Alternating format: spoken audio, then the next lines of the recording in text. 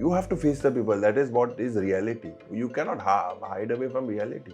We went with an open heart and we sat down with the people, and the people accepted us.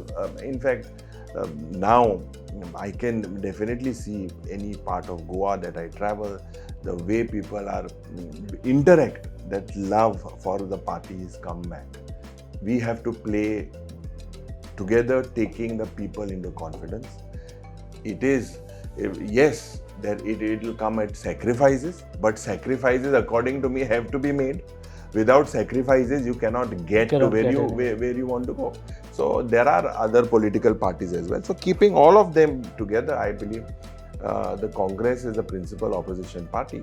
But we have to work with all other political parties and come to a conclusion. And I'm confident that this definitely will happen.